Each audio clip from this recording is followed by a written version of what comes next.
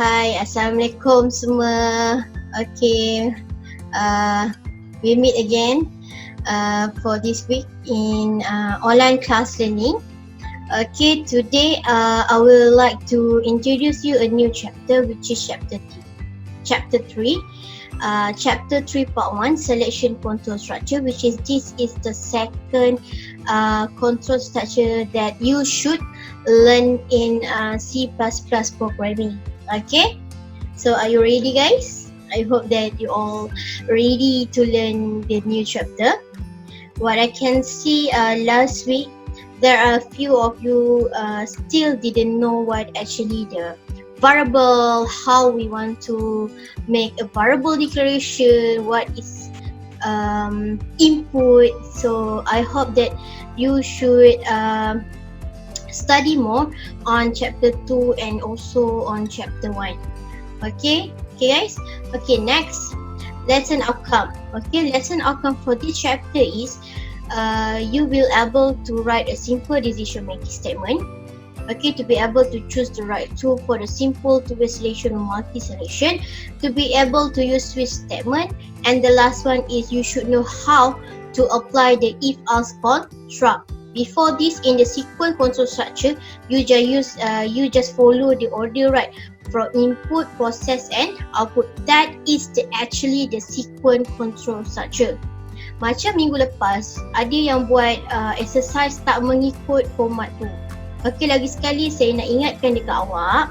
Okay, sequence control structure means that you should follow the order from input, process and then output.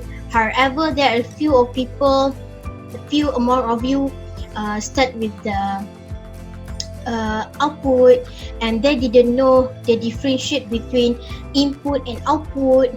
So I want to tell you again, the differentiate between input and output is input, the keyword is enter. You use cout, the keyword is enter. Please enter name. Please enter each. That is the keyword of the input. However, if you see the output screen don't have any the input keyword, which means that is the output. If output, the output will display back whatever the user input and then they will display it back. Okay, so maksud ni sekarang dalam bahasa Melayu pula saya nak terangkan. Okay, ramai yang terkeliru dengan input dan juga output, di mana ada yang tak mengikut order of the sequence control structure. So lagi sekali saya nak ingatkan awak, tolong bila soalan itu melibatkan sequence control structure, nama pun sequence, okay, turutan. So maksudnya you kena follow the order. Okay, ikut urutan dia daripada input, proses dan juga output. So macam mana nak tahu bila dia bagi satu output screen, so macam mana awak nak tahu itu adalah input ataupun output? So make sure you kena tahu dah keyword of the input tu apa. Enter, input, that is the keyword of the input. However, if you see at the output screen, dia tulis enter and then dekat bawah tu dia display balik the name. Ada tak enter kat depan? Tak ada. Itu maksudnya adalah output. Output tu maksudnya display back whatever the user input in the memory. So ingat, variable is the memory kotak. Ramai yang tak ingat benda-benda tu. Okay, tolong ingat. Okay, so saya nak recap back what is you have been about the sequence control structure. If you still remember or if you watch my video, insyaAllah you can do that.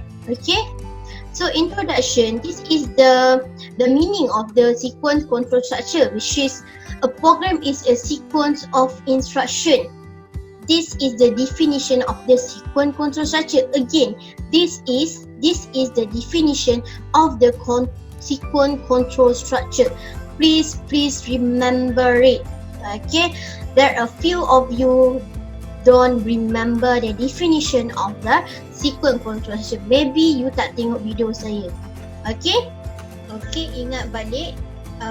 If you want to solve the sequence control structure problem, you should identify first, analysis first, what is actually the data. Data itu adalah input. Dah tahu input, you should know the process, and the last one is the output. So as you can see, this is the sequential. Okay, this is the sequential. Okay, from begin,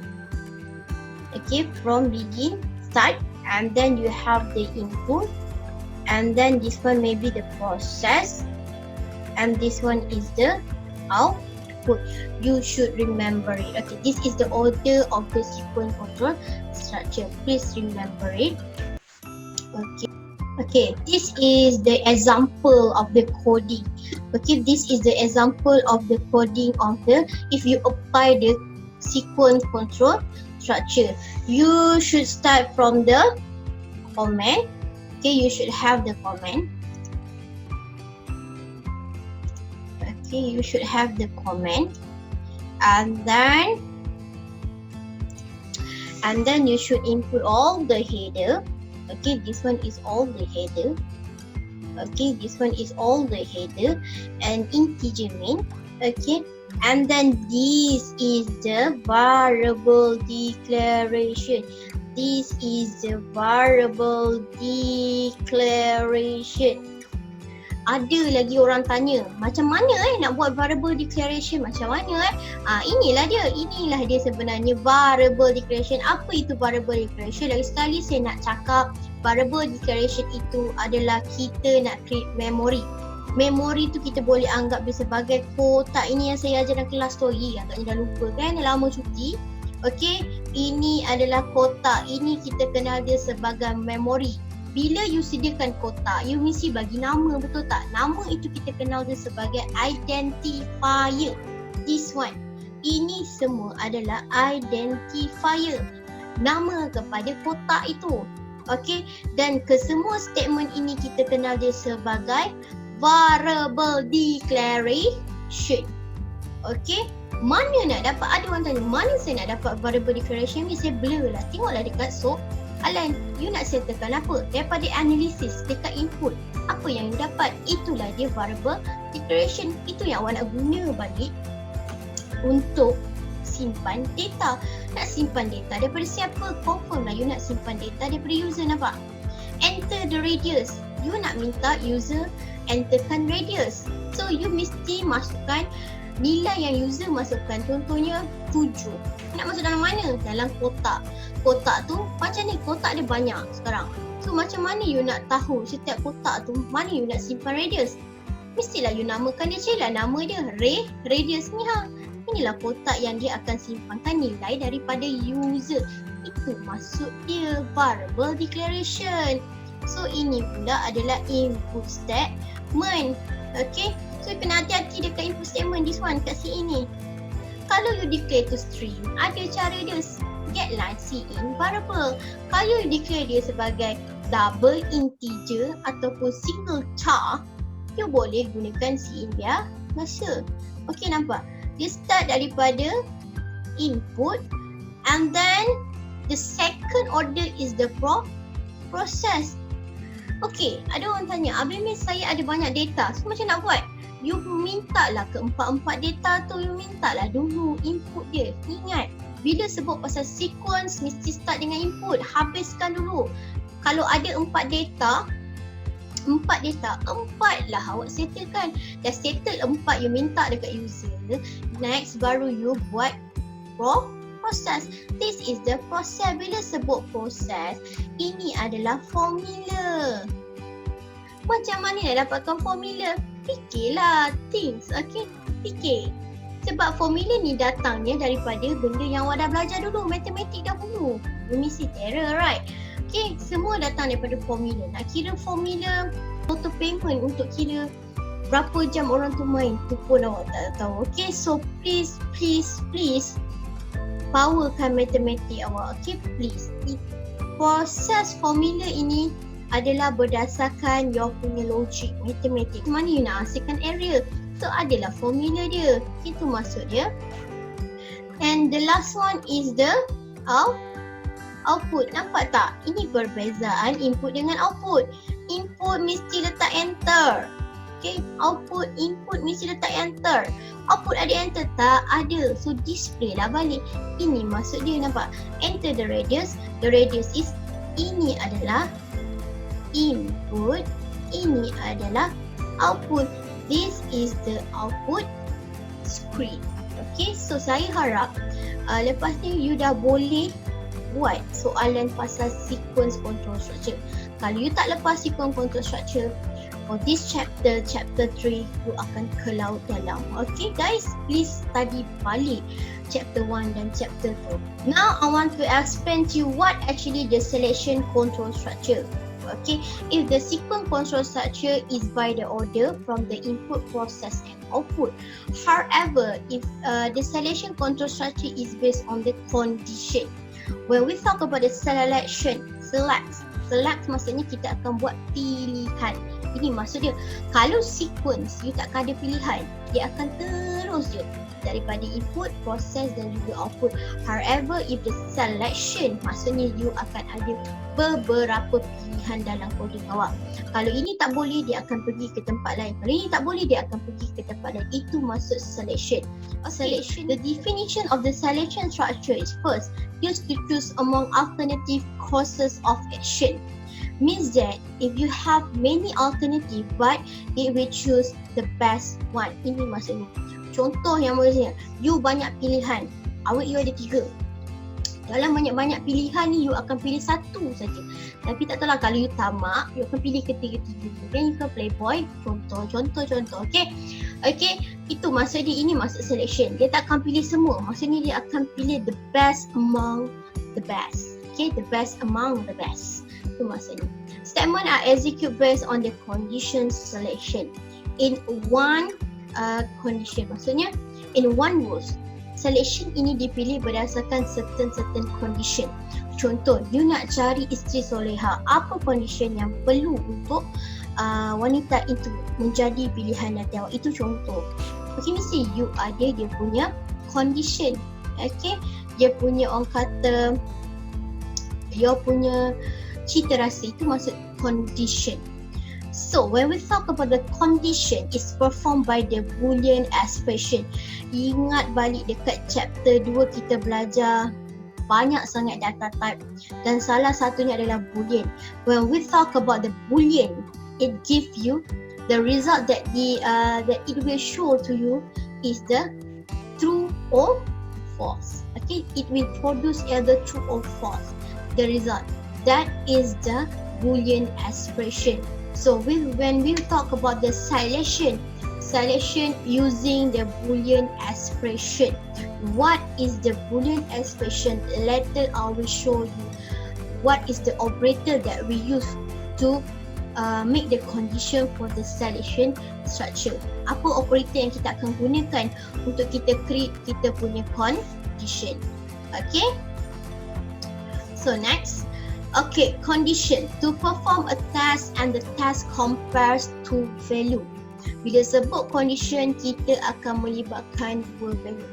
Kalau ini adakah ini sama dengan ini? Dua value. Mesti dia melibatkan dua value. Later saya akan tunjukkan apa maksud dua value tu. Ingat, bila sebut pasal condition, bila sebut pasal selection, dia akan buat comparison among two value. Okay, so comparison need a relational operator. This is the relational operator, this one. Okay, this is the relational operator. When we want to make the Boolean expression, you should apply the relational operator. Okay, so relational operator is this one. Okay, this is we call it as the relational operator. Okay, so this one is the relational operator. Okay, so first is greater than, less than, greater than or equal, this one Okay, ramai yang akan gunakan yang ini tau. Ni, ingat ini, okay, lagi sekali saya buat confirm. You all, benda yang saya larang ni lah you all akan buat. Confirm. Kalau you nak buat lebih besar or sama dengan, kalau dalam matematik, lecture awak akan ajar ni, betul lah? More than or equal. Itu dalam matematik But in coding, you kena tulis macam ni. More than equal. Itu maksudnya greater than or equal to. Itu maksudnya. Kalau less than or equal, less than or equal. Dekat dalam pula equal dia. Okey, kalau equal to, sama dengan, kat sini baru kita panggil sama dengan. Okay, in mathematics, this one we call it as the equal, right? In maths, this one satu je operator ni. In maths we call it as equal. However, in C++, this one we call it as the assignment operator. Okay, this one is the assignment operator. Jangan awak nak panggil dia equal. No, equal encoding this one double equal. Okay, this one we call it as the equal. Barulah kita boleh panggil dia sebagai equal. Dan this one is the not equal. Tanda seru encoding kita kenal dia sebagai not. Okay, not equal.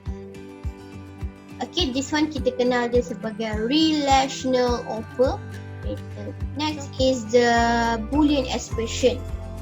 If the expression use all the kind of the operator plus, divide, and modulus, itu kita kenal dia sebagai mathematical expression, or we call it as the C++ expression. Okay, if the expression using the relational operator, we call it as the Boolean expression. So Boolean expression have two types, which is first is the simple Boolean expression, the second is the compound Boolean expression. So next I will show you what does it mean about the simple Boolean expression. This is the example of the simple Boolean expression. Okay, this is the example of the simple Boolean expression. X less than 5.2. This is the mean of the condition. Compare of the two value. Okay, simple Boolean expression, you just have the one statement on it. This one we call it as the one statement. Okay, this one only one comparison. Itu maksud dia. Itu maksud simple Boolean expression. If a number equal 500, okay, equal. Adakah number tu adalah 500? This one not equal. Adakah Harry lebih kecil daripada Harry? Benda-benda ni pun wujud. Okay. So yang ni saya akan tunjukkanlah contoh-contoh dia nanti. Okay, next is all about the compound Boolean expression. What does it mean?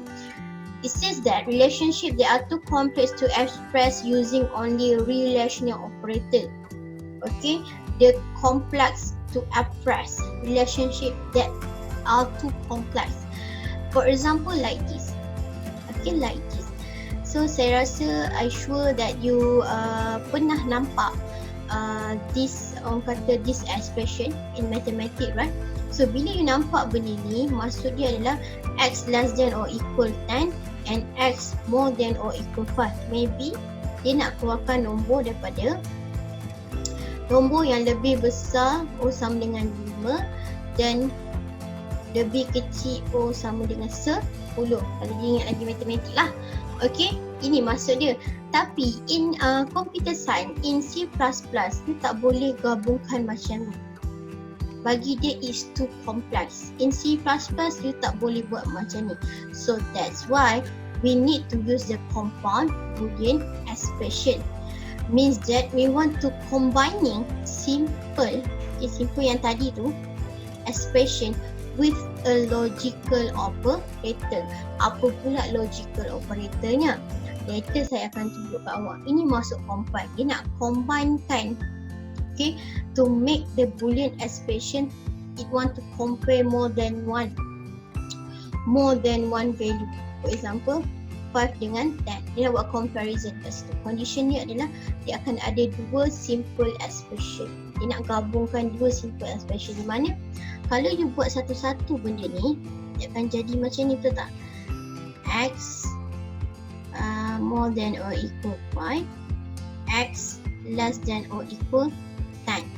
So kalau dalam matematik dia gabungkan macam ni, ini matematik. Tapi kalau dalam coding dia nak gabungkan dua simple Boolean expression ni, dia kata dengan menggunakan logical operator. Saya nak gabungkan, so saya akan tunjukkan awak what is actually the logical operator. So this is the logical operator. Okay, maybe you tak pernah nampak logical operator ni kalau you tak belajar computer science. I didn't know if in mathematics ada benda ni, saya tak ingat dah. Okay, maybe you pernah jumpa, maybe ada yang tak pernah jumpa. Okay, tak apa, saya belajar. Okay, this is the logical operator. Okay, this one. Okay, this is logical operator. Logical dia sekarang. Dia nak logikkan dua statement tadi, Boolean expression ni tadi. Dia nak gabungkan tu. Dia nak compound statement tu. Okay, so yang pertama yang kita ada adalah kita ada this one. Okay, kita ada n. N maksudnya adalah n. Okay, new relational expression is true if both expression are true. Okay, if n ni dia akan jadi macam ni. Kalau true and true, jawapan dia adalah true. Okay, kalau true and true baru jawapan dia true. Tapi kalau kalau false and true, jawapan dia false. Kalau true and false, jawapan dia tetap false. Ini adalah logical operator punya produce the result. Okay, kalau satu simple expression tu true, you gabungkan dengan and then you ada lagi satu simple expression tu true. Bila you buat true and true, jawapan dia adalah true. Itu maksud dia. Okay, selalu kita akan gunakan and logical operator. Example, kita nak keluarkan grade A. Okay, grade A. Okay, kalau nak dapatkan grade A, dia adalah daripada 80 hingga 90. Betul tak? So kalau you nak make sure kan grade markah yang user masukkan itu adalah grade A ataupun B, so you kena buat macam ni. Okay, contohnya marks, if marks more than or equal 80, kalau you tambahkan NN, okay, NN marks is less than or equal 90. Okay, ini dia. Okay, ini maksud dia. Kalau user masukkan 89, dia nak buat check, adakah 89 lebih besar or equal 80? Yes. And adakah 89 less than or equal 90? Yes. So kalau true and true, so jawapan dia adalah true. Itu maksudnya. Itu maksud logical operator. Okay. So kalau saya masukkan 70, okay, saya akan buat check. Adakah 70 more than or equal 80? Dia akan jadi false kat sini. Memang taklah. Takkanlah 70 lebih besar daripada 80. Tak. Adakah 70 lebih kecil daripada 90? True.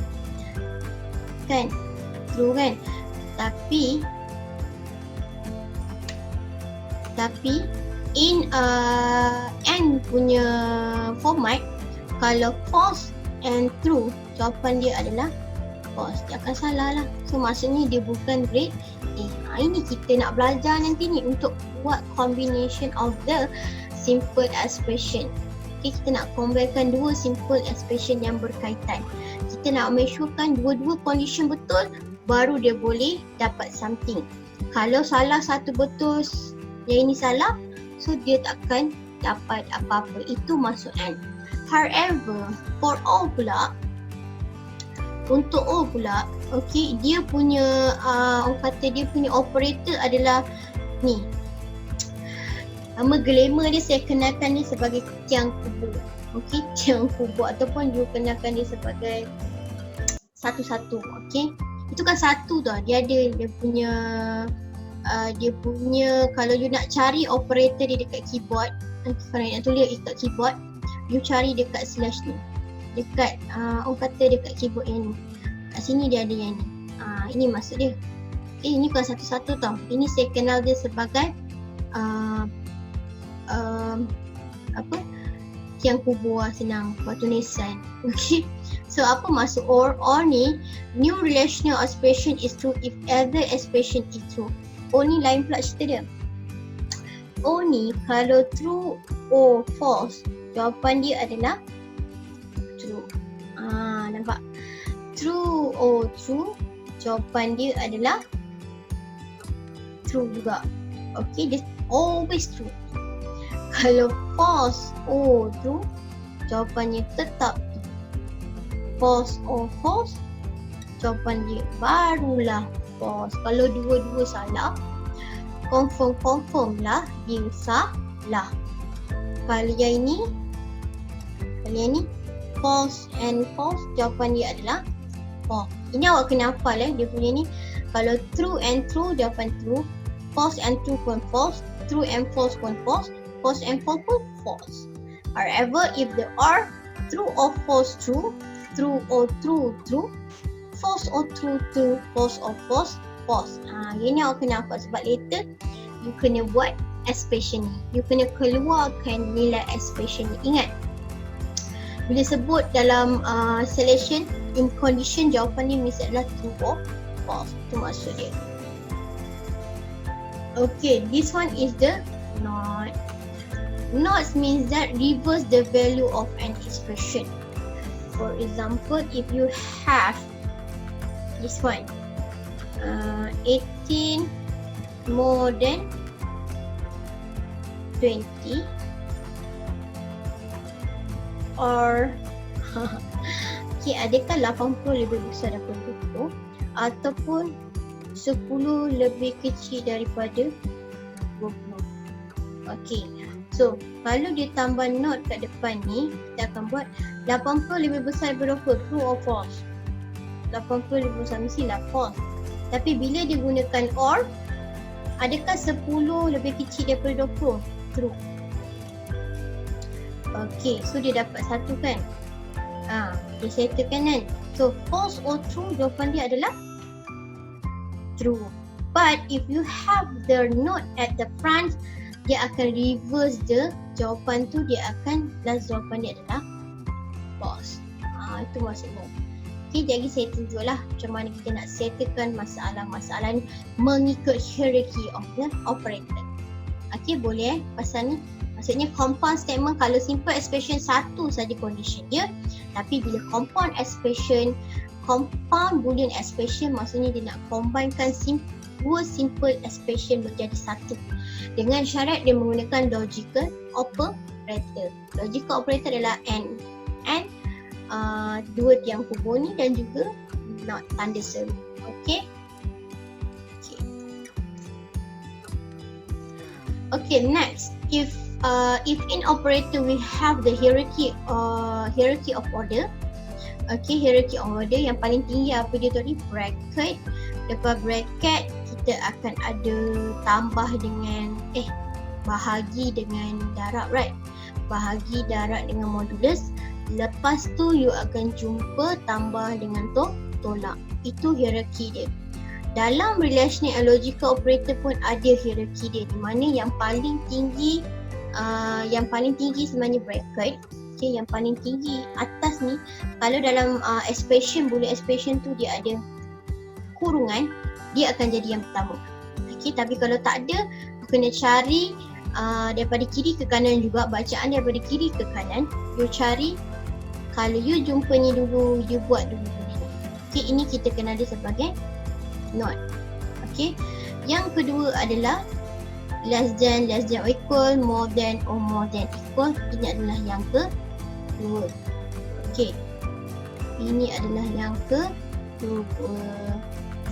Kalau you jumpa sama dengan dan juga not equal, dia akan jadi yang ketiga. Presiden ni maksudnya the order of the rank. Mana yang paling tinggi, mana kaya, mana miskin. And the last one is this one apa? Logical operator. So kalau dalam satu expression tu dia gunakan relational operator and dia buat compound Boolean expression, dia gabungkan dua ni. So you kena baca dari kiri ke kanan.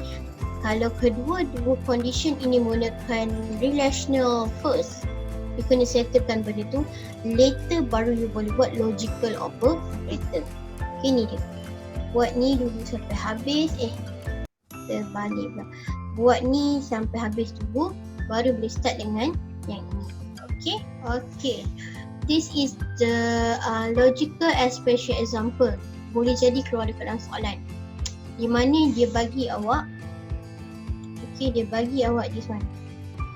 Dia bagi awak X, dia bagi nilai. Dia bagi awak X sama dengan 12.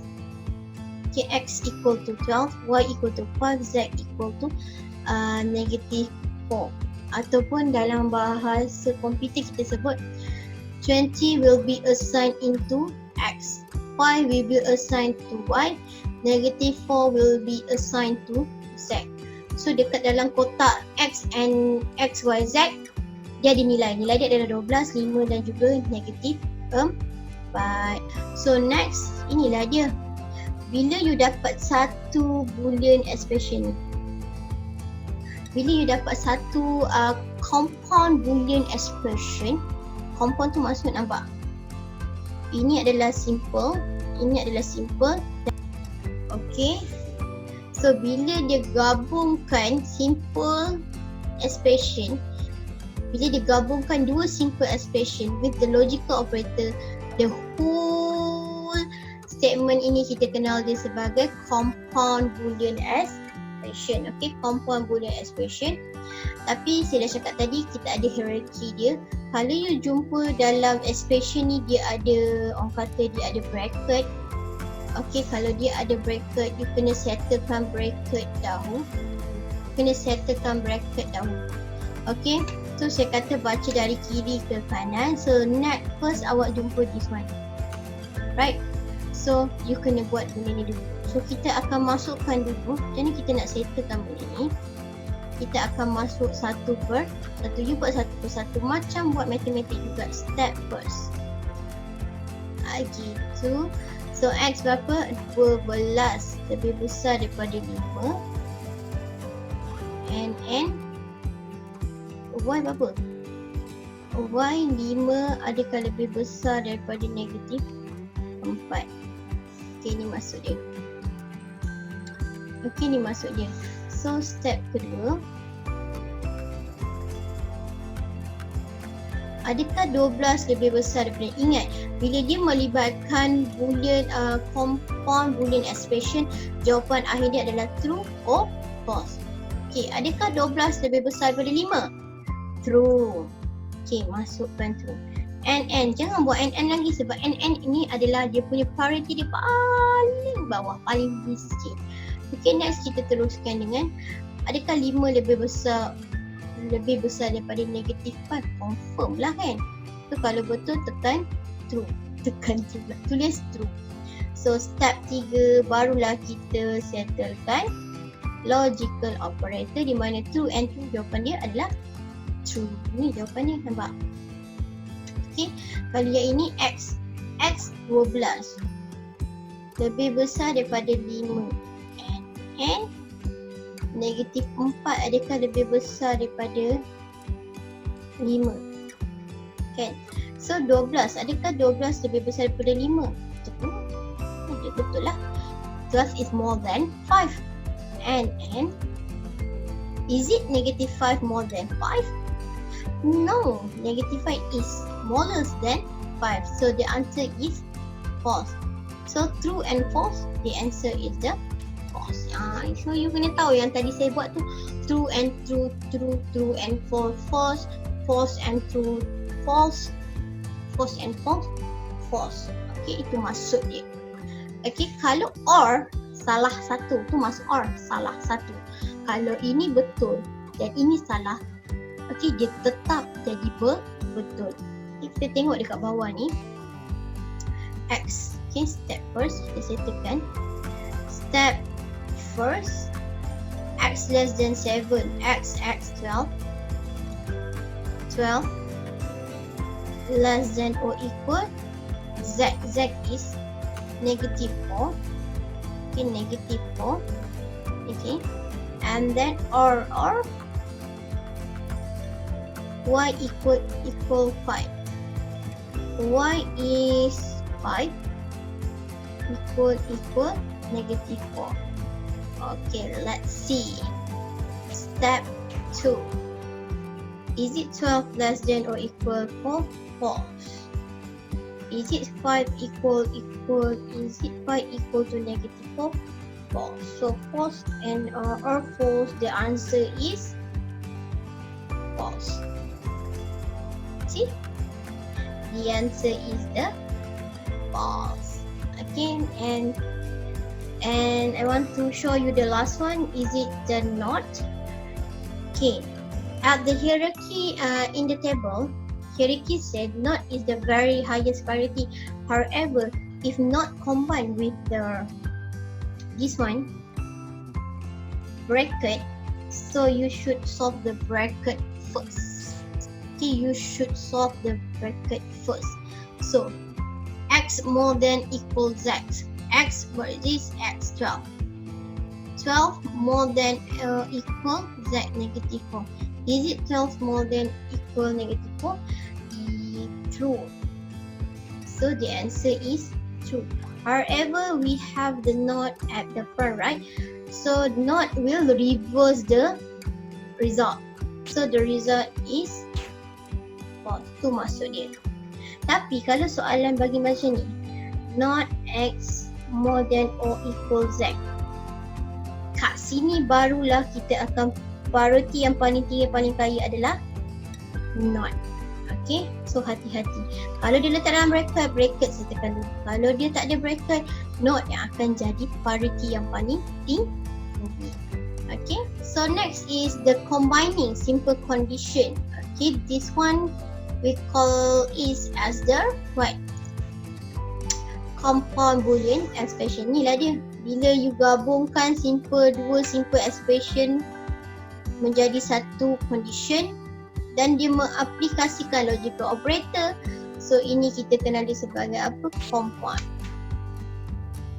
Compound Boolean Expression. Okay, compound ni maksudnya more than one. Okay, you nak jadikan dia satu benda. Maksudnya you nak jadikan dia satu. Daripada dua jadi satu. Itulah maksudnya. Okay. So kalau you pergi gunakan cara macam ni. Kalau you gunakan cara yang ini adalah punya cara. So jangan apply dalam coding.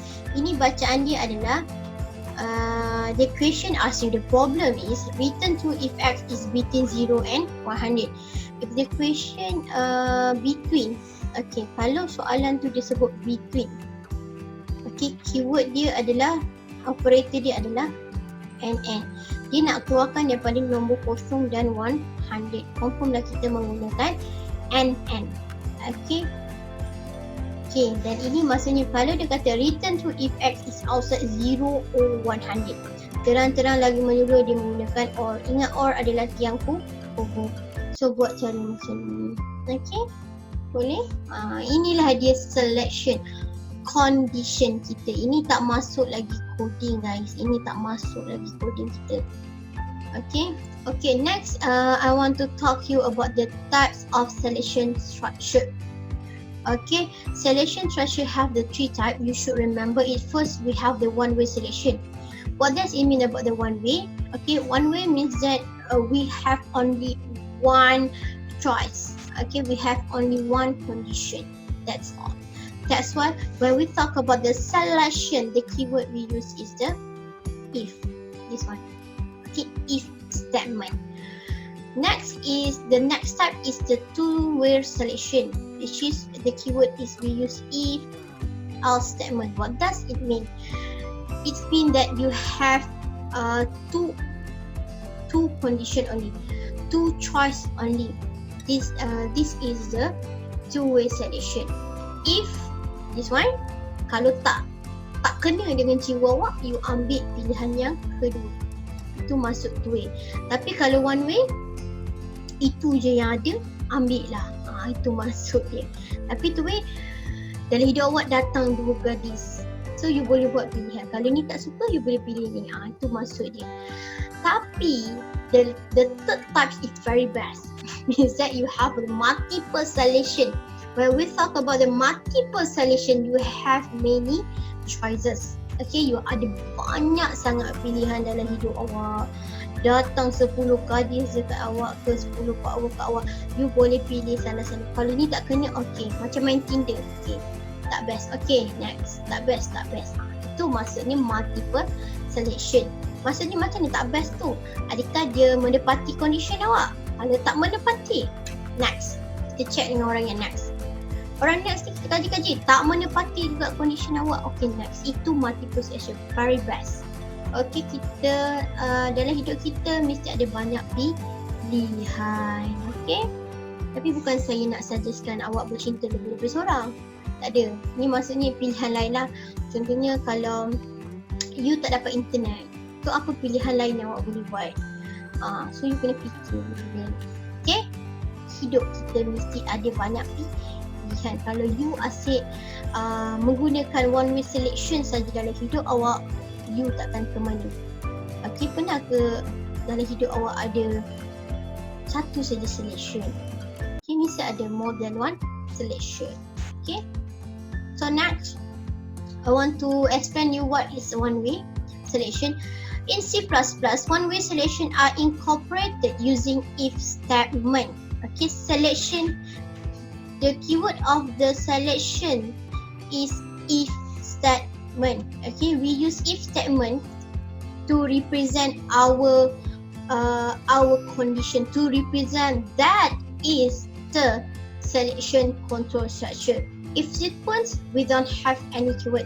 We just follow the order from the input, process and output. That is the keyword for the sequence control structure. However, for the selection, the keyword represent the selection control structure is the if statement. This one, this is this one. If statement. Okay, so syntax dia adalah kita akan ada if and condition. Okay, kita if buka kurungan, dalam dia adalah condition. When we talk about the condition yang kita tunjukkan tadi, yang saya tunjukkan tadi, kita ada simple Boolean Expression, kita ada compound Boolean Expression. So itu semua akan diletakkan di dalam ni. Sama ada you nak gunakan simple Boolean Expression ataupun compound Boolean Expression, semua ni letak di dalam ini, di dalam condition. Okay, so ini adalah statement dia. Okay, lepas if ni, kalau ini betul, apa yang you nak keluarkan dekat user, itu masuk statement. Okay, statement either a single statement or a group of statement enclosed between the braces. Okay, also called compound statement. Later I will show you what does it mean about the compound statement. Okay, so if statement perform an action, if a condition true or skip the action if false, means that if first condition is true, this is the answer. Lagi sekali saya sebut, selection hanya pilih salah satu. Kalau yang pertama ini mudah menepati cita rasa dia, dia akan ambil yang itu. Tapi kalau yang pertama tidak menepati cita rasanya, dia akan pergi ke yang kedua. Tapi bila sebut pasal one way selection, dia tak ada pilihan lain wak. Okay, itu je lah pilihan dia. Kalau pilihan itu adalah betul, untunglah dia, alhamdulillah bertemu jodoh. Tapi kalau pilihan dia tak menepati cara, that's all. Itu maksud dia. Okay, so models the way we mentally evaluate situation is, for example, like this. Okay, if it is raining, take an umbrella. That is the answer. Kalau hujan, ambillah umbrella. Okay, kalau dekat rumah awak tu hanya ada umbrella saja, so that is your choice. So maksud one way selection adalah you hanya ada satu saja pilihan ketika itu. Itu maksud dia. If it's raining and dalam rumah awak ada umbrella je, take an umbrella. Kalau if it's cool outside, kalau sejuk dekat luar tu, wear a coat. Itu maksud dia. Hanya satu pilihan je lah. Kalau sejuk nak pakai apa lagi? Pakai gebor. Mantap lah kan? So you kalau sejuk di luar, pakai itu je cara nak elakkan awak kesejukan kat luar. So guna coat. Itu maksud dia. Okay, one way selection, only one choice in life. Itu maksud dia. Courtesy lah. Okay. Okay, next tu maksud. So this is the CD code and flowchart for the selection control structure. In CD code also we use the if, and we have the and if. And if means that the end of the condition. Okay, flowchart, ingat balik dia punya shape dulu, ada banyak shape dia, right? So untuk condition dalam selection you kena gunakan this. Okay, apa-apa expression yang berada dalam condition you kena letak dia dalam diamond. Okay, and then pastikan cabang yang awak gunakan hanyalah 1, 2, 3 saja cabang yang akan awak gunakan dekat diamond ni, dekat condition ni. Kalau awak jumpa 4 cabang, kalau nanti you buat ada 4 cabang, maksudnya sah. Untuk condition in selection punya shape, okay, dia hanya ada satu, dia akan connect dia, connection dia, okay, dia punya orang kata connection, dia punya itulah arrow tu, dia akan bersentuhan 3 saja cabang. 1 cabang, 2 cabang, 3 cabang. Cabang ni mesti kosong. Okay, kalau condition dia true, dia akan pergi statement. Okay, and then next dia akan pergi mana pula. Tapi untuk one way dia tak akan ada false. Kalau true, baru pergi. Kalau yang ini tak menepati cara dia, dia akan terus meneruskan hidup dia yang lonely. Itu maksud one way selection. Okay, macam tadi, kalau hujan, if, okay, saya buang ni. Kalau hujan, if rain, kalau hujan, if rain to true, use umbrella. Ini statement dia, use umbrella. Kalau tak ada umbrella, nak buat apa? Duduklah rumah. Itu maksud dia lah. Okay, itu one way selection, tak ada pilihan lain. Okay, example 1. Okay, masuklah coding. Selalunya soalan untuk coding dia akan buat macam ni, contoh dia. Write the suitable C++ codes to do the following. Determine whether. Okay, whether. Ini keyword yang pertama. Whether the value of the variable num, okay, is greater than 10. If it is, kalau dia lebih besar daripada 10, dia akan print number is greater than 10. Itu maksud dia. Kalau you tengok, adakah ini one way? Yes, ini adalah one way. It just kata dia suruh check sama ada nombor yang user masukkan itu lebih besar daripada 10. Dan kalau betul, print the number is greater than 10. Kalau tak, dah tak payah. Tu maksud dia. Ini masuk one way. Dia tak ada pilihan lain. Dia nak tahu greater than 10 je. Dia tak nak pula kalau less than 10 nak buat apa. Tu maksud dia. Okay. So macam mana kita nak buat analisis je kalau you blur sangat. Kat mana nak letak if ni? Okay, dia kata variable num. Num ni confirm lah kita nak akan minta daripada user. So analisis yang kita boleh hasilkan dekat sini adalah, sekali kita akan ada data.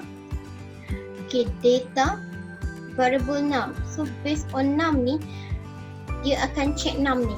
Bila dia kata dia nak check num ni, so kita nak dapat daripada siapa? Confirm lah kita akan minta daripada user. Kalau kita minta daripada user, so ini akan jadi data. Okay, so proses dia adalah if punya statement. So kalau dia kata if, dia kata apa? Num is greater than 10. If, buka kurungan, ini sintaks if num more than 10. Okay, ini proses dia. Lepas tu dia kata print. Ini adalah display. Okay, output dia. Okay, output dia adalah number is greater than 10. Ini maksud cara nak buat dia. Okay, so selalunya condition punya variable ni, value yang pertama di hadapan ini selalunya value-nya dapat daripada data. Okay, value tu dapat daripada data. Maksudnya value tu you kena minta daripada user. Apa-apa nombor, tak kisah dia masuk nombor 300 ke 400 ke, nombor 5 ke, nombor 6 ke, 20 ke, tak kisah apa-apa nombor pun, kalau dia lebih besar daripada 10, statement yang dikeluarkan mestilah number is greater than 10. Okay, ini adalah statement. Okay, ini adalah statement. Ini adalah condition. Okay, ini adalah condition. Ini adalah input from user. So analysis. Tolong buat analisis, jangan malas. Okay. So bila kita dah dapat analisis ni, so bolehlah kita start dengan coding ataupun soalan suruh buat kata soalan suruh buat pseudocode overflow macam this one. So bila kita dah ada tu, so teruskanlah kita buat. So bila kita dah tahu data dia adalah 6, so kalau dia suruh buat pseudocode, first sekali you kena buat start. Okay, and then display. Okay, display. Display in encoding ni, ini adalah CR. So ini dia. Dia tak message dia. Message untuk input mesti ada enter. Please write enter as the message for user. Enter a number. Next, get the number. So this one is the 16. So if process, nampak tak? Okay, still lagi mengikut sequence. Input, process, output. Okay, nampak? Still dia mengikut juga sequence, tapi dia ada banyak cabang pula lah. Nanti later kita belajar multiple ke tu nanti you tengok. So get number. Lepas tu process. Process tadi kita dah buat yang ada if kan. Masukkan saja tu. Itulah gunanya analysis. Lepas dah dapat satu, siapkan. Kalau you tengok tadi ke analysis tu, dia hanya ada 6 saja. So satulah saja dia punya input. Okay, so next is process. If num more than 10, kalau you gunakan kat sini 6, kat sini mesti 6. Tolong ingat, kalau you guna kat sini 6, kat sini mesti 6. Okay, kalau kat sini you guna var variable, kat sini pun var variable. Okay, syarat dia adalah more than 10. So dia suruh display number is greater than 10. Itu maksud dia. Okay, and jangan lupa and, if, dan and. That's all. Okay, so ini adalah one way. Tak ada pilihan. Dia hanya nak tahu kalau nombor tu lebih besar dari 10, kalau user masukkan nombor, apa-apa nombor, dia hanya nak check je adakah nombor tu lebih besar daripada 10. That's all. Dia tak nak awak keluarkan benda lain. Itu maksud dia. Contohnya macam ni. Okay, ini output screen dia ni. Ini output screen dia. Contohnya enter a number. User masukkan nombor 25. So dia akan ni. User akan masukkan 25. So dia akan check 6 kan. 6 ni apa nilai dia? 25. Satu kotak ni, memori ni, nama dia 6. User masukkan 25. 25 akan disimpan dalam mana? Dia kata tadi dia simpan dalam memori 6. Saya cari inilah memori 6. 25 simpan dalam ni. 25 will be stored inside the variable 6. Okay. Next, dia nak buat proses if 6. Dia memanggil balik memori itu. if 6. So compiler pun carilah ada tak kotak nama 6. So cari dia jumpa, oh inilah kotak 6. So dia pun cari apa nilai dalam dia. So nilai dalam dia adalah 25. So dia pun buatlah comparison. Adakah 25 lebih besar daripada 10? So jawapan dia adalah true. Ingat balik jawapan for the logical for the Boolean expression, jawapan ni bisa true or false. Kalau true, barulah dia akan display number is greater than 10. Okay, dah. Next. Awak tengok tak? Enter a number of 9. Kat bawah tak ada apa-apa. Ini maksud dia one way selection. Okay, user masukkan nombor 9. So kotak memori nama dia 6. User akan simpan 9 dalam kotak 6. So dia pun buat if 9 adakah lebih besar daripada 10? So false. Bila false, dia tak akan keluarkan this one. Okay, itu maksud. Ini akan di-display dekat user bila condition ni jadi true. Kalau condition ni false, ini tak akan display. Tak akan. So dia akan buat apa? Dia terus pergi and. Itu sebablah kat sini tak ada apa-apa. Sebab condition dia adalah salah. Okay, ini adalah one way selection. And flowchart dia adalah, okay, flowchart dia buatlah macam biasa.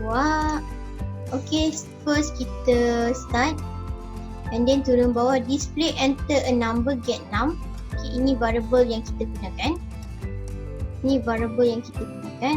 So turun bawah, buat satu, ini kita kenal dia sebagai condition. Okay, buatlah diamond. So dalam diamond ni letak condition. Okay, 6 more than 10 ataupun dekat depan ni you nak tambah if. Okay, if 6 more than 10, kalau true dia buat display.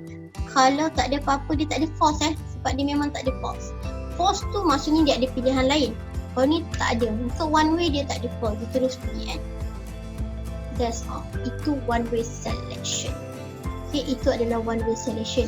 So macam mana coding dia? So inilah coding dia. Okay, sama sajalah.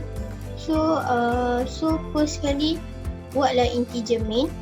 Okay, and then atas ni mestilah you ada semula hashtag into iOStream using namespace std. Atas lagi tu mesti you ada comment and so on. So integer main, buat variable declaration. Okay, buat variable declaration. You nak masukkan hanya integer nombor saja. Okay, so cout enter a number semicolon, cin num. Why I use cin num? Because of I use the integer. So be careful. So next, if num, so this is how we write in coding. Same as the pseudocode, same as the condition inside the diamond. If buka kurungan kalau you tak letak kurungan, dia akan jadi syntax error. Okay, this is the format, the syntax that you should write if you want to write the condition. If, okay, dua-dua huruf kecil jangan gatal-gatal, jangan hang nak buat dua-dua tu huruf besar. Okay, dia mesti huruf kecil. Kurungan, guna nama yang sama dekat input 6 lebih besar daripada 10. Jangan pergi gatal-gatal tangan letak semicolon. Okay, jangan, tak boleh. Lepas awak buat if, ni tak ada. Okay, if buka kurungan 6 more than 10 sebab soalan nak lebih besar daripada 10 and display dekat bawah ni. Apa maksud yang ini? Maksudnya saya nak bagi tahulah nombor, contohnya user masuk nombor 25. So dia nak tulis kat sini adalah 25 is greater than 10. Itu maksud dia. Okay, ni maksud dia. Saya nak memanggil balik. Ataupun kalau tak nak buat ni,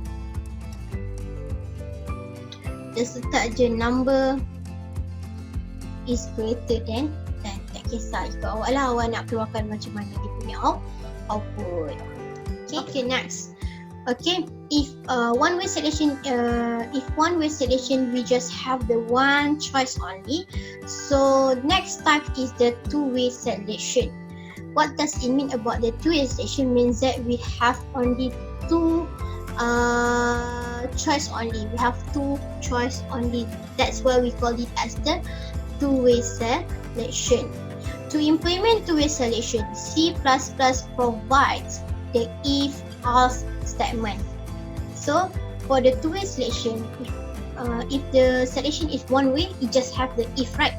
So for two-way, you have the if and else. If, else. Okay, ini dia punya syntax. Syntax dia adalah if condition. Kalau condition ni betul, apa statement dia? Itu maksud dia. Kalau ini salah, dia akan pergi jump ke next condition, iaitu else statement 2. Itu maksud dia. Else statement 2. In two-way selection, if the value of the condition is true, statement 1 execute. Maksudnya sekarang, kalau statement 1 ni betul, dia akan keluarkan kalau condition 1 ni betul, if ni betul, dia akan keluarkan statement 1. Itu maksudnya. If the value of the condition is false, kalau condition ni jadi salah, dia tak akan keluarkan yang ini, dia akan pergi yang ini. So dia akan keluarkan statement 2. Itu maksud dia. Okay, ingat lagi sekali saya nak pesan, selection, two-way selection akan memilih salah satu sahaja. Okay, walaupun dalam hidup awak banyak pilihan, tapi you kena cari the best among the best. Okay, hanya satu saja yang dia akan execute. Okay, execute tu maksudnya apa? Dia akan keluarkan a result based on that condition, the best condition. Okay, the best condition will win. Itu maksudnya in selection. Okay, next. This one is the pseudocode flowchart for the two-way selection. So in here we have we add up with the one keyword, which is else. This one.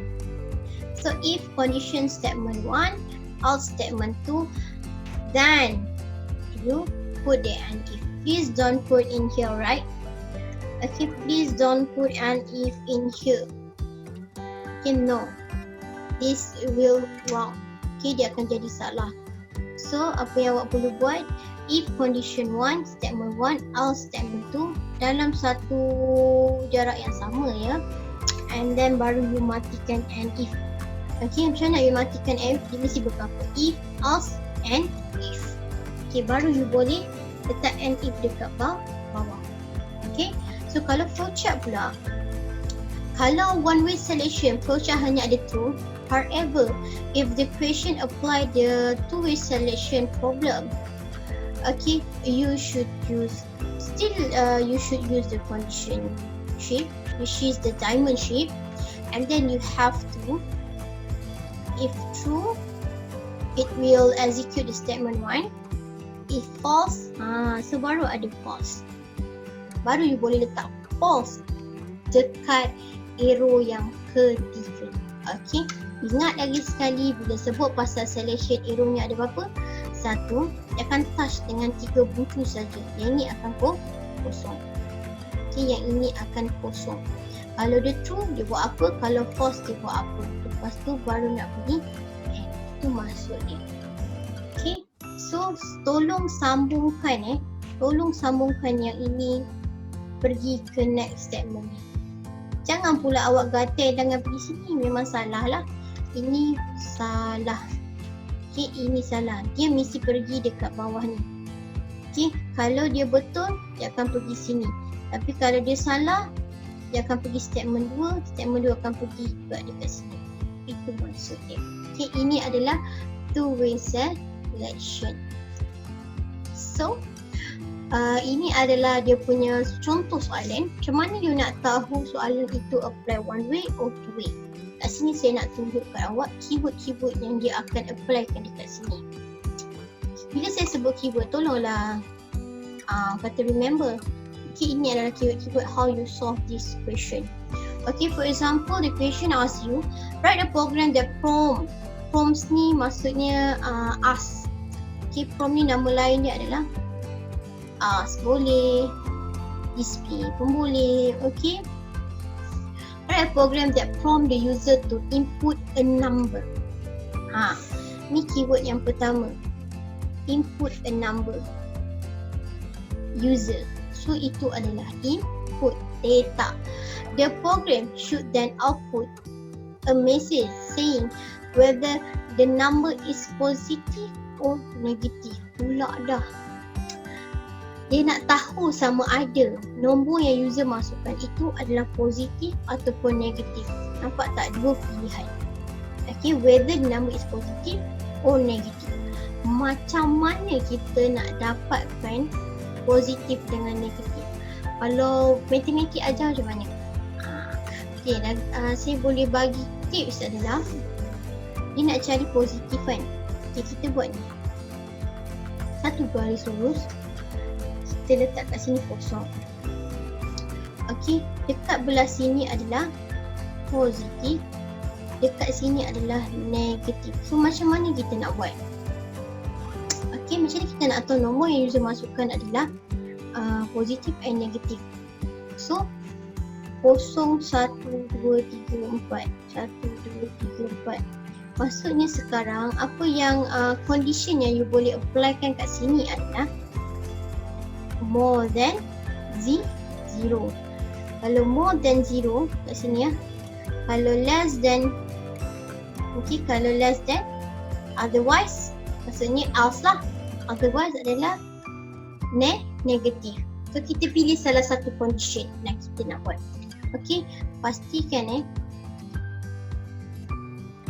okay, so apa yang you boleh buat? Okay, buat analisis dulu. Kalau you boleh sangat, tolong buat analisis. Jangan sombong, jangan takut. Sila buat analisis. Okay, sebab you baru first time buat coding kan. So buat data dulu.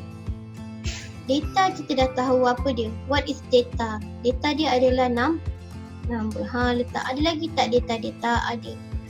So next is the process. So proses dia kata untuk cari positive number. So kita boleh buat macam ni. If number more than 0, so output dia apa? Output dia adalah positive number. Ni cara dia. Okay, so buka lagi sebelah untuk buat else. Okay, ingat, else tak ada condition. Dia tak ada ni, tak ada. Else tak ada ni. Okay, so else macam ni je. Dia kosong je. Okay, dia kosong sahaja. Okay, else itu adalah negatif. Ini cara dia. Okay, kita ada data, proses and output. Kalau nombor yang user masukkan lebih besar daripada kosong, itu adalah positive number. Else itu adalah negatif. Itu maksud dia dua pilihan saja, sama ada dia nak positif or negatif. Two-way selection. Okay. So next. So this one. See?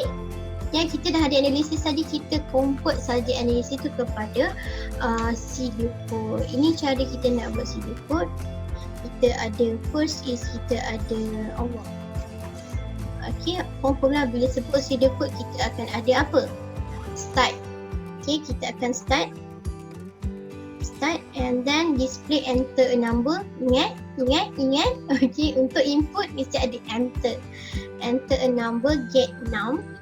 Okay, guna nama yang sama jangan tukar. So ini bawa ke sini. If num more than or equal 0, display number is positive number. Okay, dalam satu barisan yang sama, buat else. Ingat, else tak ada kurungan. Else adalah kosong saja, naked kat situ. Okay, else display number is negative number, then baru you buat and if.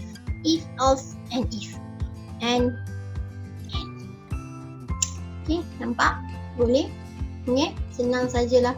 Itu sebabnya apa-apa you kena buat analisis. Once analisis you dah perfect, see the code flowchart pun. Okay, so kita tengok flowchart dia. Gitu. Ni adalah contoh flowchart dia.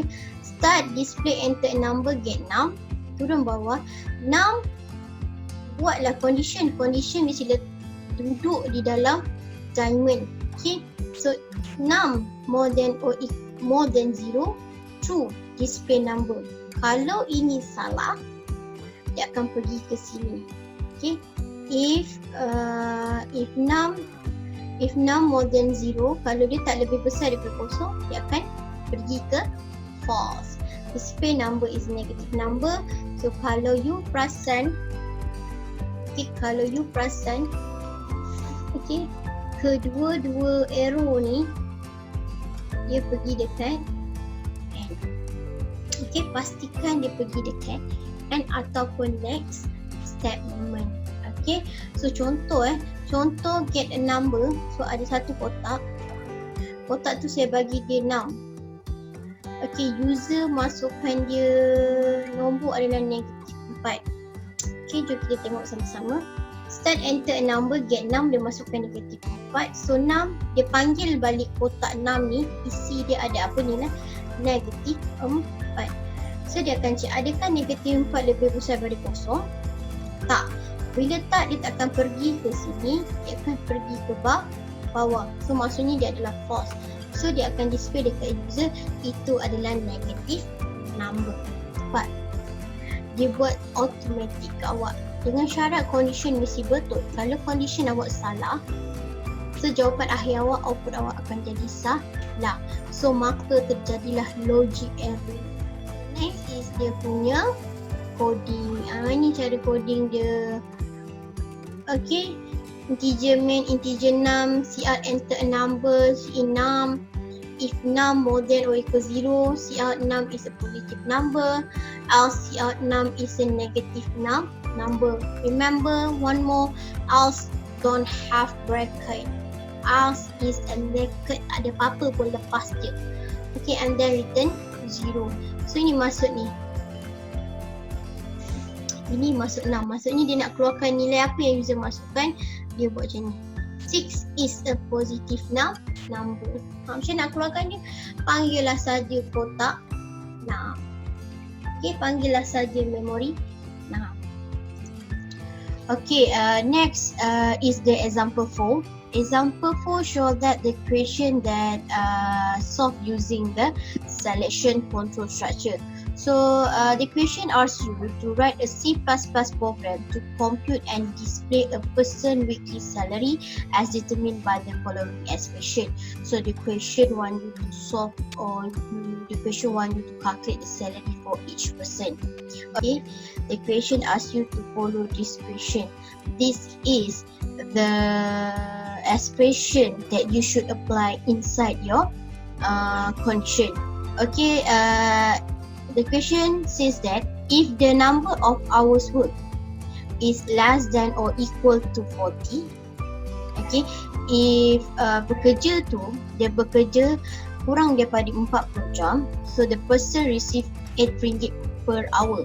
Maksudnya 1 jam dia kira RM8. Ini fahamkan betul-betul. Okay, maksudnya 1 jam RM8. Okay, so otherwise, this is the two-way selection. Otherwise, is it? Okay, if one way selection, it just have the if. Kalau one way selection, soalan dia tak ada otherwise, dia hanya ada if only. That's all. Dia nak tahu orang yang kerja kurang daripada 40, apa gaji dia. Tapi untuk soalan yang berkaitan dengan two-way selection, okay, dia akan tambah satu lagi ayat di mana dia menggunakan otherwise. Selain otherwise. Okay, otherwise. Okay, so selain daripada less than 40, okay, maksudnya dia lebih, maksudnya dia bekerja lebih daripada 40. Okay, the person receive 320 plus 12 for each hour work over 40. Maksudnya RM12 adalah 1 jam overtime dia. Faham tak? Macam mana kita nak cari dia punya formula? So very easy. Okay, sangat senang. So apa-apa kalau you tengok, ada tak soalan ni bagi input? Okay, dia tak sebut. Kadang-kadang soalan ni guys, dia berselindung di sebalik condition. Okay, kita saya tunjukkan macam mana you nak make sure Ataupun macam mana you nak dapatkan data kalau soalan tu tak bagi tahu. Ada tak dia bagi tahu input from user? Tak ada kan? So don't worry. So kita akan buat analisis dahulu. Saya akan ajar awak kalau soalan tu tak bagi awak. Kalau soalan tu tak bagi awak input, so sebenarnya kita boleh dapatkan input tu melalui apa? Okay, next saya akan tunjuk. Okay, kalau kita buat analisis, first sekali kita ada apa? First sekali kita ada data, right? First sekali kita ada data. Okay, now soalan ni kita tak tahu data dia apa. Okay, kita tak tahu lagi data dia apa. Kalau you pula sangat, tapi kalau saya tengok soalan pun saya dah tahu apa data dia. Tapi untuk first time macam awak, you takkan nampak mana selalu Miss kata kalau input dia akan bagi keyword yang ask a user to enter, right? Tapi ni tak ada pun, don't worry. Lagi saya tunjukkan macam mana you nak dapatkan apa itu data dia kalau you blur lagi dengan soalan ni. Okay, so data, and then you kena ada process. Okay, so remember process for the selection. Inside the process we have the if statement. Okay, if statement, if with the condition, Boolean expression. Okay, so if the number of hours work is less than or equal to 40, so buat je lah if. Okay, if huruf kecil, if dia kata apa, numbers of hours, so saya nak bagikan dia hours work. Okay, dia kata less than or equal 40, kalau dia kerja jam dia lebih rendah ataupun sama dengan 40. Okay, dia suruh kira salary. Okay, proses proses, tak boleh buat output lagi tau, sebab kita nak adakan satu proses kat sini, pengiraan. So pengiraan kena letak dalam row proses. Okay, salary equal, okay, macam ni kita nak kira dia. So nak kira dia cakap person receive RM8 per hour, 1 jam dia kerja RM8. So user masukkan berapa jam dia kerja, so darab sajalah. Okay, hours work times RM8. So nampak, if hours work less than or equal 40, salary equal hours work. Kalau else, otherwise is else maksudnya lebih besar daripada 40 lah, 41 jam ke dia kerja kan. Okay, so dia kata the person receive 320 ringgit. So gaji dia adalah gaji untuk 40 jam, dia dah tetapkan paling maksimum yang boleh dikerja adalah 40 jam. Lebih daripada 40 jam itu dikira OT, overtime. Okay, so macam ni kita nak kira dulu. Kita kena kira dulu OT dia. Sebab apa dia cakap kat sini, plus RM12 for each hour work over 40 hours. Maksudnya lebihan daripada 40 jam tu dia akan dapat RM12 per hour. Okay, so macam ni nak dapatkan dia. Okay, contohnya saya buat ni over 40. Okay, kita nak kira OT. Okay, over 40 equal, okay, kita akan tolak hours yang dimasukkan, tolak dengan dia punya maksimum berapa, 4. So hours work, okay, minus 40 and then times RM12. Okay, contohnya kalau dia kerja 46 jam. Okay, so 46 jam tolak 40, so bagi dia adalah 6 jam. So 6 jam tu darab RM12, itu masuk soalan tu. Dan dia kata 300 gaji untuk 40 jam. Okay, gaji untuk 40 jam, untuk kita kira salary dia. Okay, salary sama dengan 320 tambah apa? Tambah over 40. Tambahlah OT dia. Okay, ni maksudnya ini orang yang tak nak kerja lebih daripada 40 jam.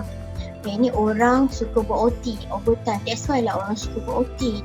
Okay, sebab lebihan jam tu dia lebih mahal daripada harga asal dia. So siapa yang pernah kerja after SPM dia tahulah macam mana nak kira gaji. Okey, dah dapat dah dua proses je, and then kita ada apa? Barulah kita ada output dia adalah salary. Nampak tak? Okey, sekarang apa yang saya tinggal kat sini? Saya tinggalkan data. So, macam mana saya nak tahu? Soalan tak bagi tahu tau apa itu data. Dia tak cakap pun ask the user to enter a salary ke hours ke, dia tak bagi. Dia just bagi a Boolean expression, a following expression. Okay, so macam mana awak nak tahu? Senang saja, awak tengok kat sini. Apa condition yang dia compare? Sekarang dia compare hours work, right? So hours work ni dia boleh jadi macam-macam. Dia boleh kerja 30 jam, 40 jam. So bila dia boleh berbagai-bagai value. So ini adalah data. So kat mana kita nak ambil hours work? Confirm dah dekat user. Kita kena minta dekat user. So bila kita minta dekat user, so hours work ni akan jadi data. So you kena minta lah dekat data, nampak? So ingat condition yang pertama ni datang daripada data. Okay, so value yang kedua ni kadang-kadang soalan akan bagi dekat awak. Okay, boleh Okay, so mesti ramai tanya mana nak dapat 320 ni. So dia dah kata maksimum yang boleh kerja adalah 40 jam. 40 jam darab 8 berapa guys? 300 per 0. Ini masuk 320. Okay, itu boleh so, okay, bila analisis awak dah tepat, so maka awak dah boleh buat apa? Awak dah boleh buat coding. Okay, siapa yang nak buat, siapa rasa dia nak buat serial code pun boleh, nak buat flowchart pun boleh. Okay, so kalau saya teruskan dengan coding saja. Okay, so ingat hours. So kita declare dia hours hours ni kita declare sebagai integer sebab kita nak masukkan 40 jam, 50 jam, tak ada pula 40.5 jam, separuh-separuh, tak ada. So integer hours. So remember guys, salary mesti dah double. Jangan awak kata-kata jangan nak gunakan integer sebab salary boleh jadi dia ada point, and over 40 adalah untuk kita dapatkan OT. Okay, OT payment. So next, ni lah dia, enter the number of hours work. Okay, kat sini saya gunakan sin hours. Ni adalah hours work. So barulah buat input dia ada satu je kan tadi. Ni input dia. So input dia satu, buatlah satu. Kalau ada dua, buat dua. Okay, if hours less than or equal 40, tadi kita dah buat kan analysis. If hours less than or equal 40, salary equal hours times 8 ringgit. Else over 40 equal hours minus 40. Untuk dapatkan lebihan jam dia, darab 12 ringgit. Dah dapat pengiraan ni, dia dah dapat, dia masuk dekat over 40. So barulah dia akan buat penambahan salary equal 320 plus over 40 and see out your salary is salary. Ini adalah output, ini adalah process. So selection also dia akan gunakan sequence sebab tu sequence is the basic of the coding. Okay, tak kisahlah nanti you belajar selection ke repetition pun, kita akan start dengan input, process and also output. Okay, boleh. Okay, so kalau you perasan kenapa yang ini ada curly braces dengan close curly braces, yang ini tak ada, nanti saya akan tunjukkan kenapa perlunya you letak curly braces dekat dalam if selection. Okay, so inilah jawapan dia. Kalau rajin bolehlah buat. Okay, bolehlah buat dia punya, orang kata apa, dia punya flowchart. Okay, kalau you nak tengok dia punya flowchart, okay, saya akan buat flowchart dia. Kita ada start. Okay, buruk sikit tulisan saya. Okay, lepas tu turun bawah kita jumpa apa? kita akan jumpa input. Input kita akan buat display. Enter the number bla bla bla bla lah, ikut yang ni, ambil yang ni. Okey, jangan buat macam saya. Awak kena buat betul-betul. Get hours. Okay, so dia punya adalah sini ke kiri. Okay, tarik dia. Okay. Lepas tu turun lagi bawah, dia jumpa apa? You jumpa condition. Bila jumpa condition, you kena buat apa? You kena letakkan dia dalam diamond. Okay, you kena letakkan dia dalam diamond.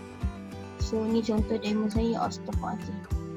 Okay, maafkan bila Okay, so ingat bila diamond bucu dia akan ada 3 yang akan ada garis. So first, kalau dia true, saya nak buat apa? Kalau dia true, dia jumpa process. So saya akan buat kat sini. Okay, salary equal hours times 8 ringgit. So apa bentuk dia? Segi 4 sama, ini proses. Okey, kalau false dia pergi mana? Dia akan pergi else. So jangan buat lagi satu lagi diamond sebab ada tak condition? Tak ada, ingat else tak ada condition. So apa-apa value dia akan pergi ke else. So else dia akan buat over 40 equal over minus 40 times, okay, and then salary equal 320 ringgit plus over 40. Okay, okay, buat 4 segi sebab dia proses, and then baru kita akan buat output. So dua-dua ni akan bertemu dekat output, di mana output dia adalah display your salary is RM.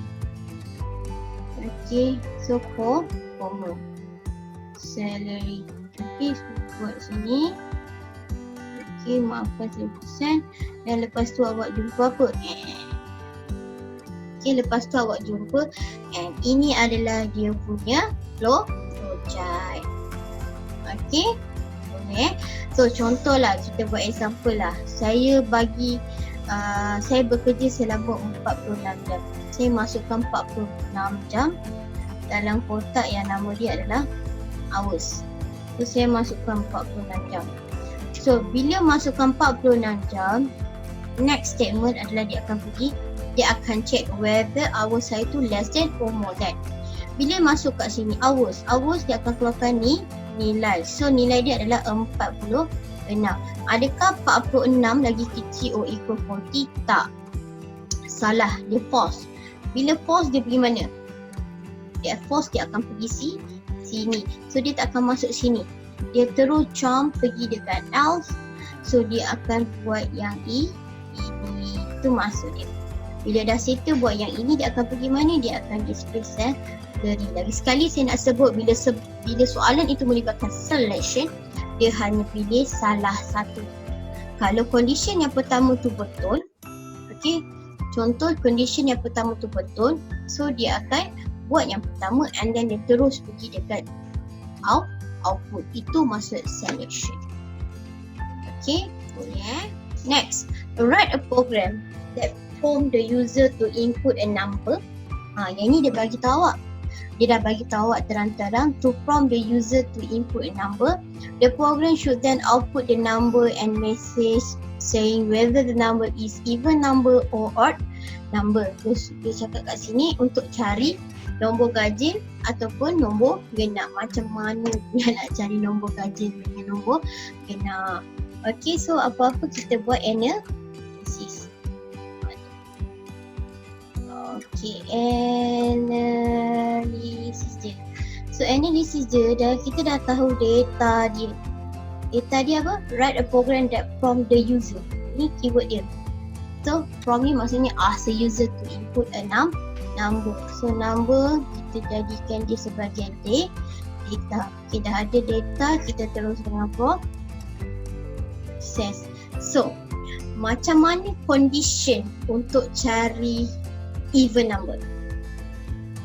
Okay, even number. Nampak? Dia even or odd number. So, ini adalah two-way selection. Ini adalah two-way selection. So, macam mana awak nak kenal? Macam mana program awak nak kenal apa-apa nombor yang user masukkan? Dia akan check whether nombor tu adalah nombor ganjil atau nombor genap. Apa itu nombor ganjil, nombor genap? Nombor ganjil contohnya 1, 3, 5. Okey, ini ganjil, right? Kalau genap 2, 4, 6, 8. So macam mana awak nak dapatkan condition untuk check? Untuk check kan whether number tu ganjil ke ataupun even number. Okay, so kalau you tengok 2, 4, 6, 8.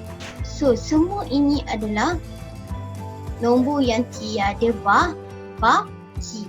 So bila sebut tiada baki, so bila sebut pasal baki, operator apa yang awak boleh gunakan? Kita boleh gunakan operator modulus.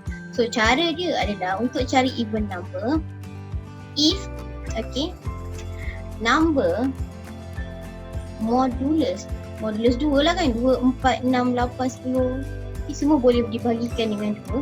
If number modulus 2 equal 0, this is the condition, this is the Boolean expression that you should write to find the even number. Okay, ini untuk cari even number. So if number modulus 2 equal, this one we call it is equal 0. Okay, for example I masukkan nombor 10. 10 kalau modulus, ingat kita kena buat bentuk lazim. So 5, salah. Okay, betul lah. 5 darab 2, 10. So baki dia kosong. Maksudnya sekarang 10 adalah even number.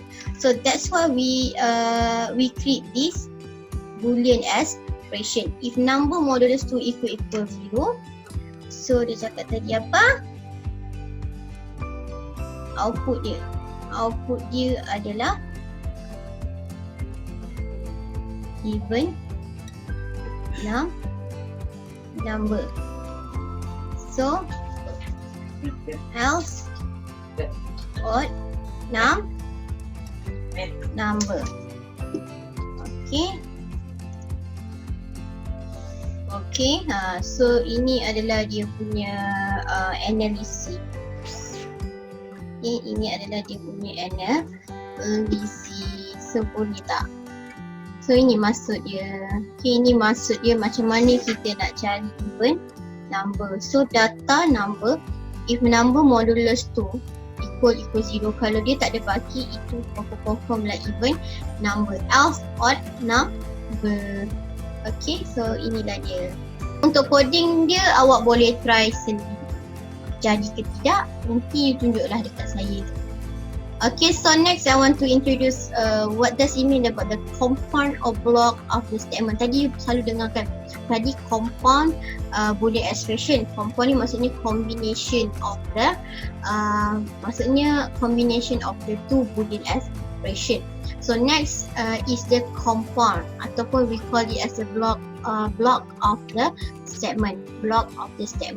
So the if and if else structure control only one statement at a time. Ingat, untuk selection punya if or if else, dia hanya akan execute only one statement at a time. Itu yang saya cakap tadi, kalau if yang pertama tu dah betul, so dia akan execute if pertama punya statement. So else tu dia takkan masuk.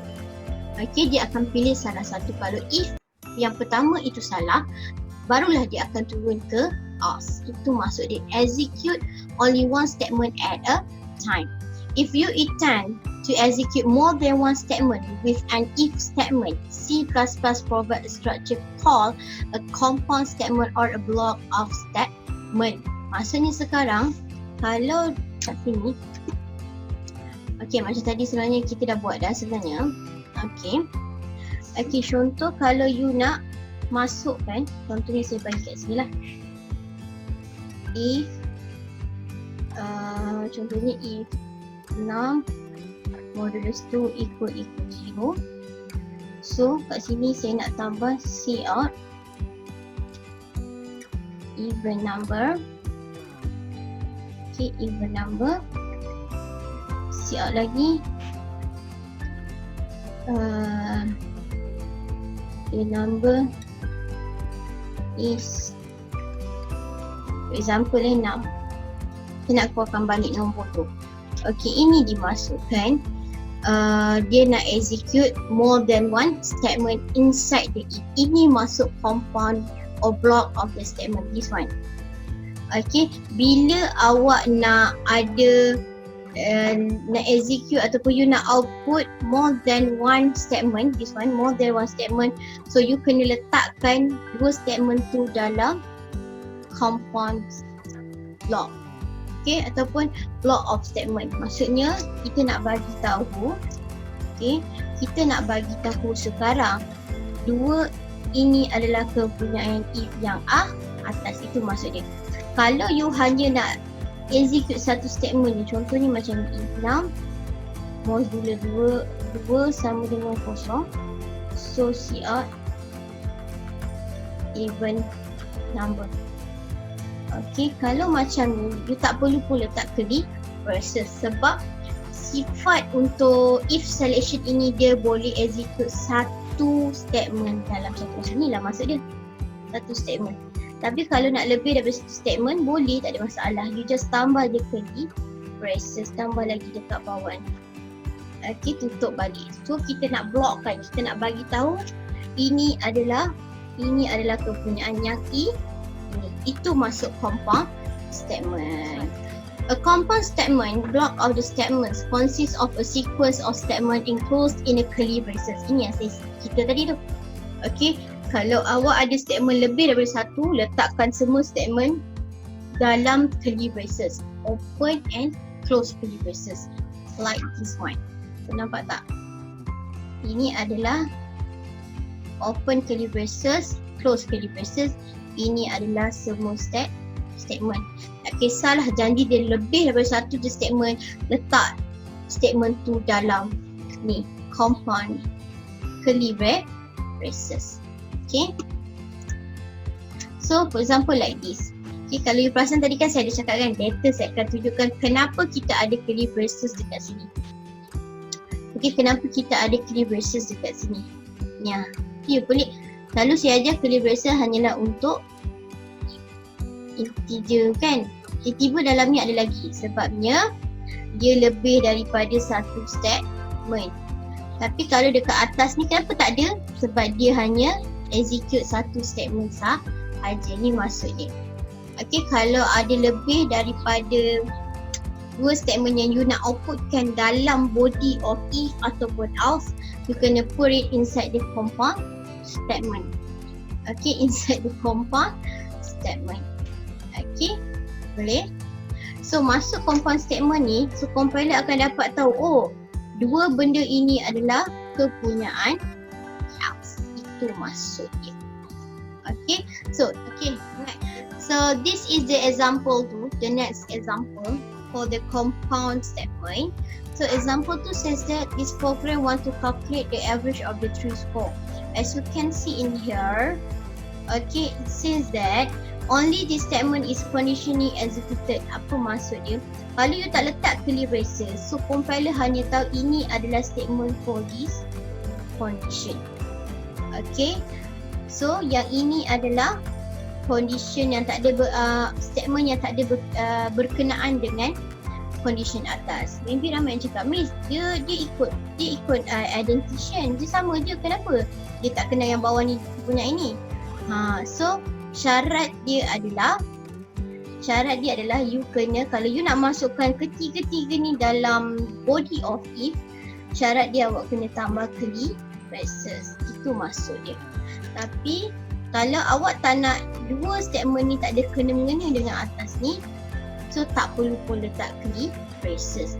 So maksudnya yang ini je adalah statement for this condition. So So these statements are always executed because the braces have been removed. Okay, has been removed. So tak kisahlah dia ni betul ke salah, yang ini tetap akan run. Okay, sedangkan you nak buat dua benda ini adalah kepunyaan yang ini. Contoh yang pertama saya nak masukkan contohnya average yang pertama adalah 8. Okay, average yang pertama adalah 80. Okay, average dia. Average run kali pertama adalah dia dapat 80. So dia pun buat je, adakah 80 lebih besar daripada 95? Tak, bila tak, yang ini takkan masuk. Tapi dia akan displaykan apa? Dia akan displaykan that's a high score. You deserve pat on the back. Okay, apa? Padahal dia hanya dapat 80. So maksudnya logic error. Okay, so nak tak nak awak kena letak curly braces. Bila you letak curly braces, average adalah 80. So dia tak akan masuk ke tiga-tiga ni. So dia akan pergi ke next ataupun dia terus pergi ke return 0, habis the end. Itu maksud dia. Okay, you kena faham dia punya logik. Walaupun dia duduk dekat satu ni turutan yang sama, indentation dia sama, jangan ingat bila sama compiler pun tahu yang bawah ni pun kepunyaan if yang atas. Tak, macam mana nak bezakan dia?